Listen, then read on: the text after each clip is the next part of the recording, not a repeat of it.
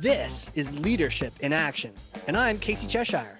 Join me as we delve deep into the passions, expertise, and experiences of Boston area innovators. Sponsored by the Boston chapter of the Entrepreneurs Organization. This is Leadership in Action. Hello, Cloud. That's right, recording to the cloud. We got another episode coming along, and I am excited to talk to the guest today. He is an entrepreneur. He's an investor. He has a lot of focuses on a lot of different areas, but he's got some expertise that I can't wait to learn from and extract today in transportation, logistics, technology, distribution, even regenerative farming, regenerative farming. Wow. It's an afternoon. But yeah, he's also a growth-minded individual, right? So it's like, let's grow, let's do this, but also let's do this smart. So I can't wait to dive into this with the guest today. Owner of Small Hall, Charles Conigliaro. Welcome to the show, sir.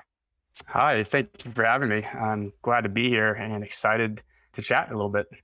Yeah, me too, man. I mean, so much so that I almost didn't survive the introduction. Yeah, intros are hard. They are. I don't know why. Maybe it's just, end of the day, right? We need a little coffee. I got the coffee. I'll pull the coffee out. But hey, man, there's so many things that are going on these days, so many myths to smash. So I just want to pass this over to you. What is a common misconception about leadership, being an entrepreneur, and running a business? Sure. I'm going to kind of take a two-pronged approach to this one. I think the biggest barrier to entry for people is hearing how hard you have to work all the time. And it's kind of like, if you work as an entrepreneur versus an employee, entrepreneurs, they have to be there all the time, working 8 hours a week, grinding it out, which is the case, at least in the beginning, especially if you want to retain most of your company. But it is rewarding, and it's not impossible. Most people are like, it's almost impossible to start a business. It depends on what you start, where you start, what your resources are in the beginning, and kind of what your overall lifetime goal is. So kind of another part of that myth of the grinding and pushing is, and this took me a little bit of time to understand, because I was more a mindset of push, hit those numbers, grow at all costs type of thing. And it's a little bit uncomfortable for people. It is a way to get ahead and definitely push past. But over time, I kind of realized that kind of breaking down this myth is you're better off having a company that grows organically, profitably all along the way, and having more of a pull system. And I kind of relate it to the new way that we produce cars. It's like it used to be, it's at a dealership waiting, and they had to push all those cars onto people. It's similar in business, whereas the real thing should be that the employees, the contractors, the people within the system are pulling and stretching it. That's one of those things I feel like is important to kind of pass on to those people who are looking to get into something like this. Okay, so the push versus pull. A lot of us are just trying to push it through, but we got to rely on the team. That's a really cool point. Love the metaphor of that, of like the team pulling and the team stretching it. Yeah. Do you push as well? So you're pushing and pulling? Definitely push. I mean, don't get me wrong. You have to stay competitive. You have to stay on top of things. But when you set up your systems in a way that's economically kind of like a spring, they're in ups and downs, like people kind of can move within it. I believe it's just a better way to organize people. It's stronger in the long run. And one of those things that relates to working hard in the beginning, a lot of these entrepreneurs who start these businesses are like, I need to go out, raise a ton of capital, dilute myself out of ownership, and lose control. When I think people just need to understand that they have to have the courage to continue on through those times and try to retain as much equity as possible and not give it away, at least so early. Yeah, have courage, man. What's your advice for people in the grind, in the hard part? It's about 3 years. You can't skip that part. And, most people can hang on a year. Most people can trudge it out that second year. The third year is just like Heartbreak Hill, the Boston Marathon. It's the end. And it still doesn't get easy. You have to just understand it's almost a 7 to 10 year process to start, build, grow, mature a company. And you kind of have to know that most companies fail. most don't get over $1 million. And that you got to keep that in the back of your mind. That'll get you through it. Don't quit. Don't quit. Um, is there a best way to grind, right? And so maybe what are your tips? How do you get it so that the pull is happening just as much as the push? Yeah. I mean, you definitely got to be fair with the people that are working with you. It has to be fun. We were lucky in the pandemic. We had already set up our company as mostly work from home. So we kind of were able to transition pretty easily. But people are people. They're not just a cog in a wheel, and you have to give them the ability to work within a system and find other areas to grow and expand. And sometimes they find areas to pull on the company you didn't even know were there. So giving people the freedom to do that. And one thing I wanted to say on the topic of the grind, Yeah. this is one thing that got me through everything. Bar none, I kept going back to this, and I heard it from either a video or some successful person. And it was like, the moment you're about to quit is when everyone else quits. And just repeat and just think about that. That's when the going gets tough. That's when you're going to have your breakthrough. So remember, what that quitting point is your next breakthrough, and that'll keep you going through most most of those times, believe it or not. Wow. Like that's like you can drop the mic. There it goes. That's the moment. That's the quote. Idea that the moment you're about to quit, everyone else quits right there too. Mhm. And then after that moment is usually that resurgence of like, now it's happening. Have you seen those charts? I've seen these charts lately where it's this like wave graph, and at the start it's like, hey, everything's fun, it's working, right? Maybe you had your first couple customers, Mhm. or many customers, but then you enter that valley, and people have called like the valley of disappointment or despair, or enter any word of terrible things. And then you're right, it's like right after that it can go back up, and then it's even higher than it was before, but you got to survive that valley. That's right. It's all those sine curves, and it's kind of like the stock market, it just goes up and down, up Up and and down. down. But you want to be going the right direction. You want it Always. to keep gaining as it's Yeah, going keep up and getting. down. Yeah. Yeah. But yeah, I think it's great that you're calling out that, look, there is a tough part to this. And I think that makes us all feel a bit better, no matter what stage you're in, just knowing that you're not alone thinking this. It's like, oh man, why is this so hard for me? I think sometimes we look at other people and we see their successes, right? We're comparing our valleys to their mountaintops. And we're like, oh, Absolutely. I must really just be terrible at this. It's like, no, man, they have their valleys too. They're just not putting their valleys on social media, you know? That's exactly it. And the more I work with entrepreneurs, and I like to invest in small companies, small innovative companies they're innovative, but they're doing something that is needed. You know, I think farming is one of them. Transportation, just a better way to transport yourself. And yeah, it's just finding those people who are willing to grind. They all have the same perspective. It's like, I got to break through. I don't know what to do. How do I do this? I'm like, there's no shortcuts. You just got to start. If there are rules you got to break in the beginning, think about it. But you got to remember, you're an entrepreneur. You're trying to change the status quo, so you can't get hung up on that. And a lot of entrepreneurs do. They're like, well, I can't do that because so and so said. Well, can you figure out a way around it? Can you talk to other people, other you know things that are similar that you can do that are not breaking the rules? But that, in reality, that's what we're doing. We're innovating, and it's tough Yeah. to kind of know where to swim.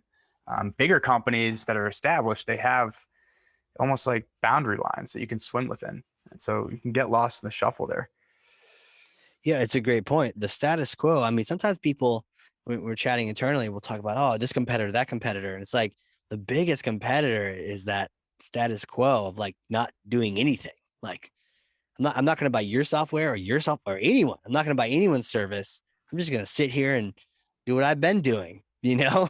And like that is sometimes even bigger hurdle than like, which company should I go with? That's almost like an easier choice sometimes than just nothing happening. Yeah. Yep. We're here to smash that. We're here to smash. Do we smash it? Do we smash? Oh, I think so. Great. I think so, man. Wait, what kind of shifting a little bit, what places do you learn from? Where do you go? Other podcasts? Do you have any favorite books you've been listening to or reading? Yeah, that's a great question. I wasn't a very avid reader growing up. I didn't really like reading. I was kind of, um, I would like to listen to things on tape. I was very visual and auditory. Um, but now since there's a bunch of books on tape and I can do other things, because I would just get bored. I'd be like wandering off. What did I just read?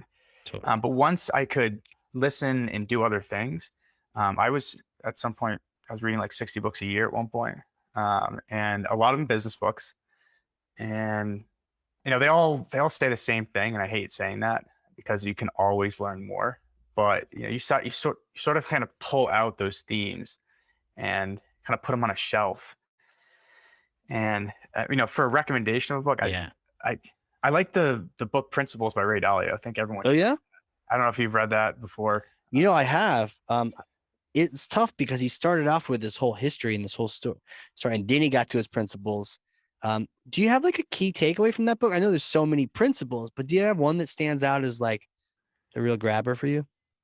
Yeah, and when sometimes people ask me like, what do you invest in, or like, what are you looking at? And I always say, I'm like, you want to have a balanced approach to where you put your money and resources. And he has a pretty good understanding of when things go up and down and where to allocate resources. And that's kind of like the reason I give him that book. I'm like, here's the basics, right? There's a lot of things in between that, but here are the basics. And it just talks about being balanced.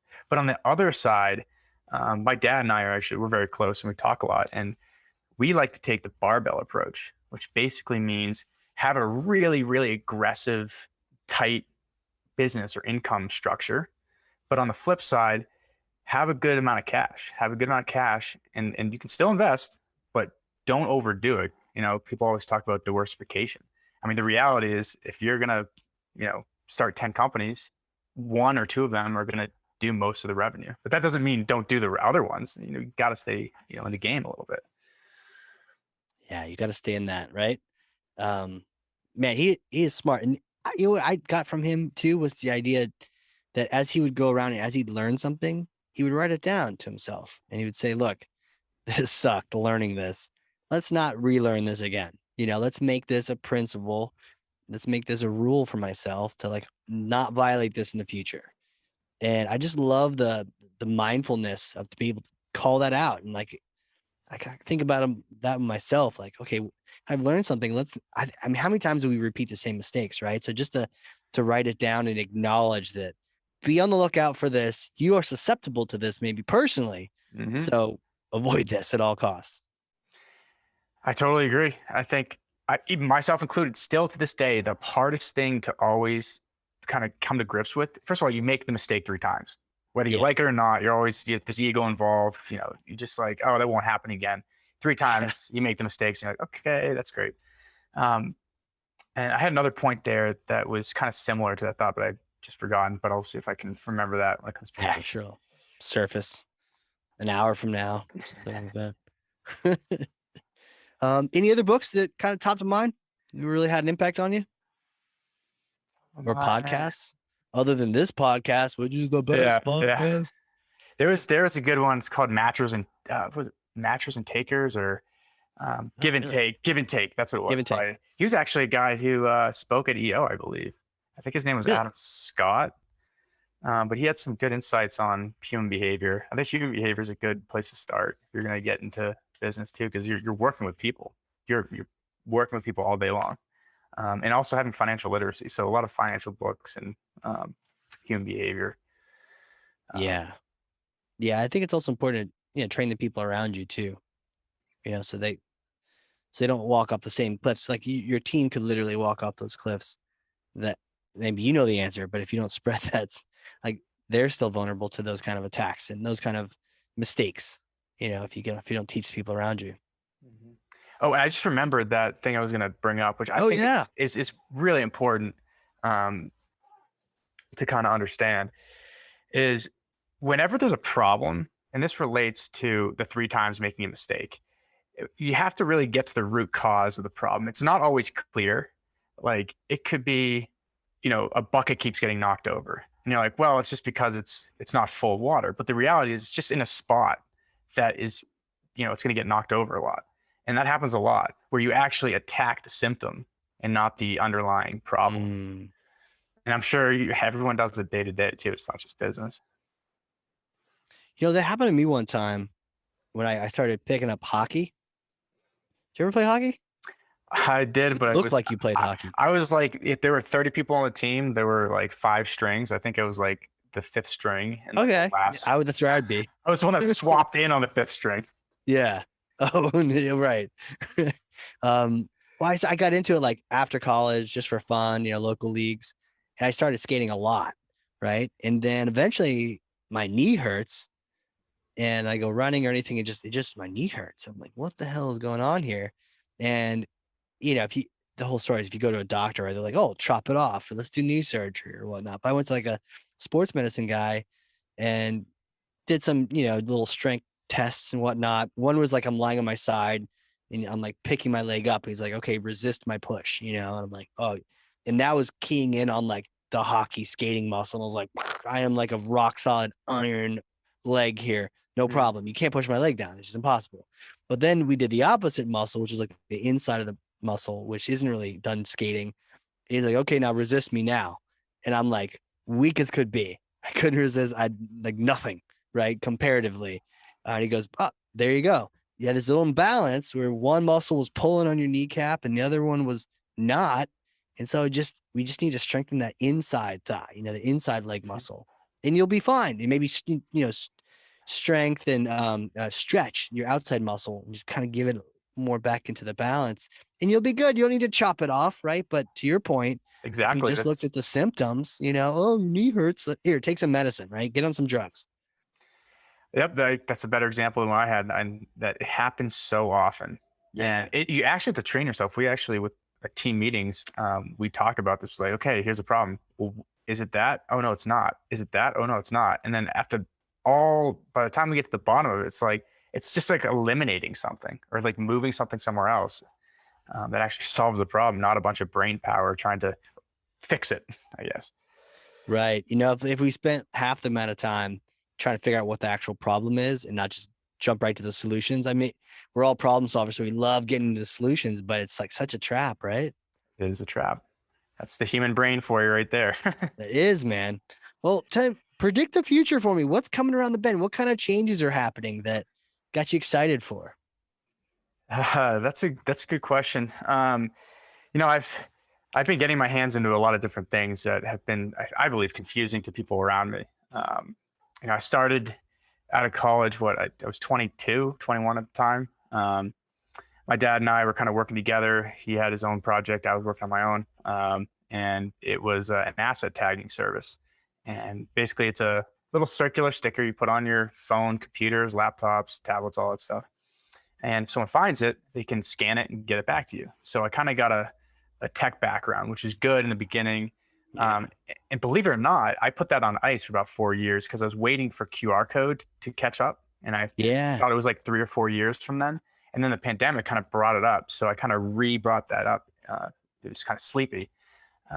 But during the interim, I, acquired, I kind of worked into this company, the moving company. It was a small outfit. I think it was the owner and a guy, basically a couple guys.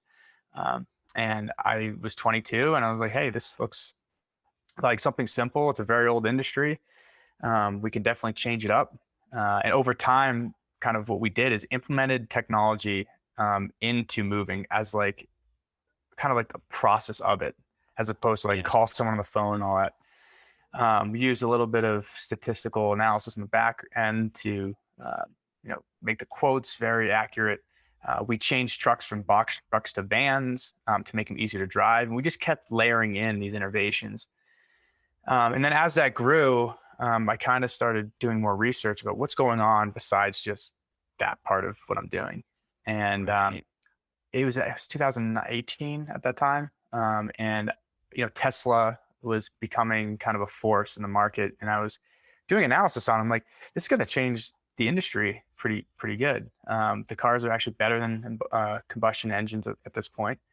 And that's where I was like, okay, well, let's try to rent these, like kind of rent these cars out, because the reality Uh-huh. is the cost was 50% less. The fuel was Right. less, the maintenance, all that stuff.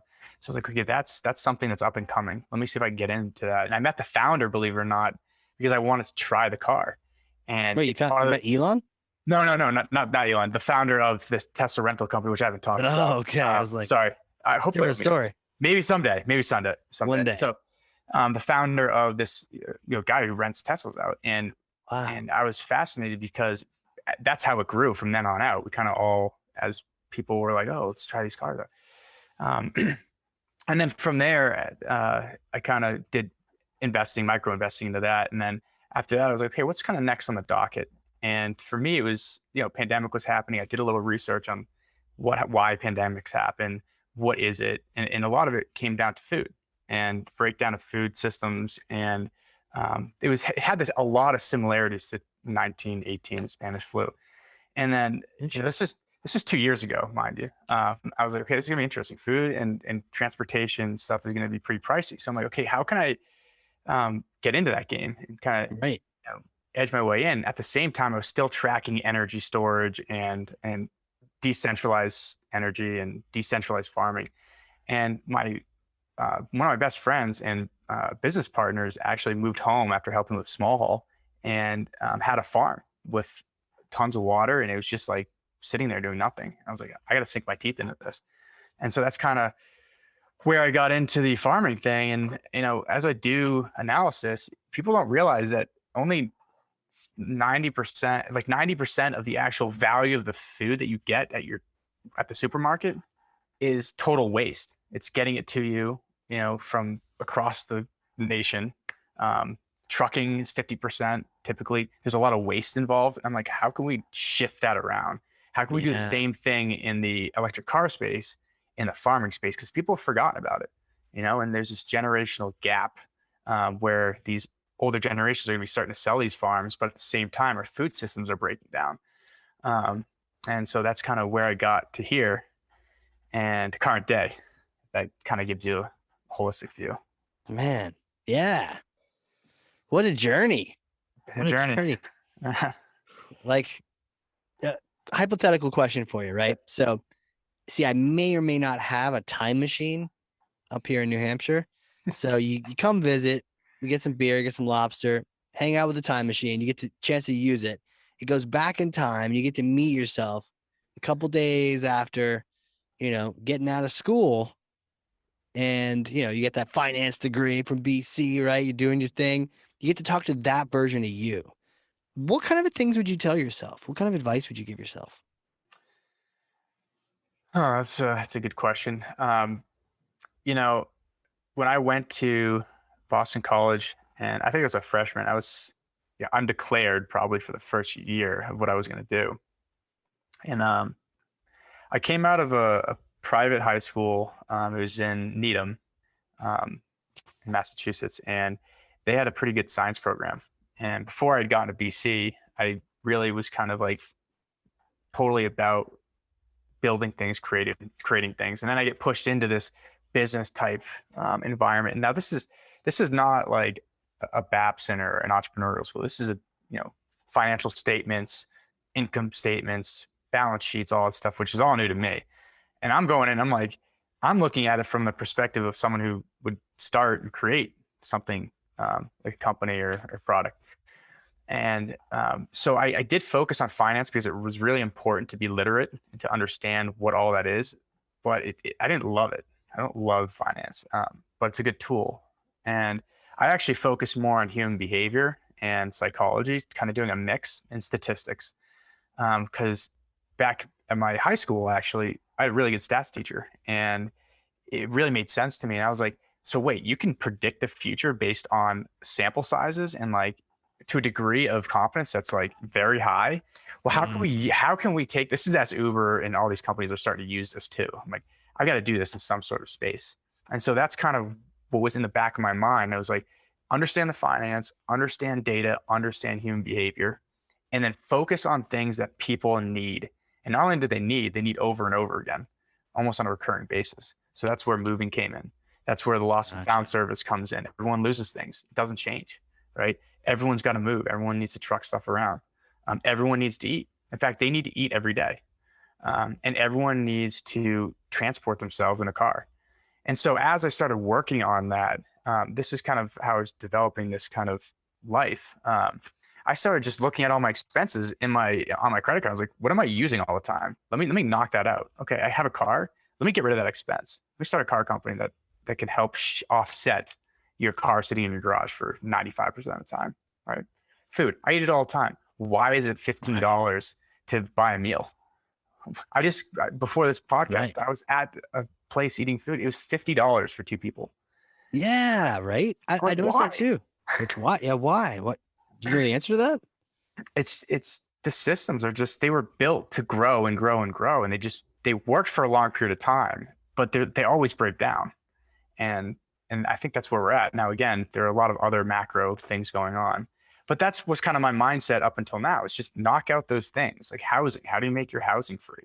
Airbnb, build something that's on the side of your house that you can use to, sell things. Maybe it's a greenhouse you can put in your house and sell food to the community. I don't know. So that's kind of how I got to where I am today. And I love it. I love seeing, these things that you can totally kind of paradigm shift. And these are shifts of like 50% in costs. This is not like I can shave out 5% margin here and 10 by being more efficient. This is like eliminating like distribution, like that's trucking across the country with food. This is eliminating fuel that's going in your car. It's eliminating repair. So I don't know if I kind of rambled there, but I guess you get the point. Yeah, but like, there's mysteries out there, right? But the mystery is there's a reason for it. Price didn't just magically go up on food. I could be totally wrong. I could be totally wrong. But the reality is people still need it. People still want it. And if I miss, you don't miss by a long shot. I'm not reinventing the wheel. So Right. Yeah. Powerful stuff, man. Well, hey, if people listening want to connect with you, connect with any of your companies, what are some good social sites for them to say hi on, and any kind of URLs you want us to know about? So I do have a LinkedIn, and I think you can just search my name, Charles Conigliaro. I think I gave that to you. I don't know if it's an @ sign or /sign. They all kind of merge. I do have an Instagram as well. It's under my name as well. And, I have, Small Hall as a company. If you want to reach out to info at my Small Hall, definitely get me there. Yeah, that's perfect. Perfect. Yeah. Okay. We'll put all that in the show notes so people can just click on through and connect. Man, thank you so much for coming on here, just having a chat, throwing ideas around, learning about, talking about just the good parts and the bad parts, the grind, how hard it is. Hey, it might be a 3-year journey. And some of these things you can't skip. You just got to earn it. Mm-hmm. Love it, man. So thank you again for coming on here. You got it. Well, hey, and I want to talk to everyone else that's listening. Thank you for listening. And if you learned something, and I know you did because I've got notes over here left and right, share this episode with one other person. That's thought leadership. That's how we make this thing happen. Maybe somebody needs to hear about it. Maybe someone's in year 2 and they're about to lose it, right? We just talked about when you're about to quit, that's when everyone else is quitting. So don't do it. So if you're out there listening and you're about to quit, don't do it. You're almost there. You're almost to that. You're almost out of the valley. And with that, man, yeah, thanks again for coming on here. Thank you. Appreciate it. All right, everybody. This has been another exciting episode of Leadership in Action. We will see you all next time. Leadership in Action is sponsored by the Boston chapter of the Entrepreneurs Organization. As the world's only peer-to-peer network exclusively for entrepreneurs, EO helps transform the lives of those who transform the world.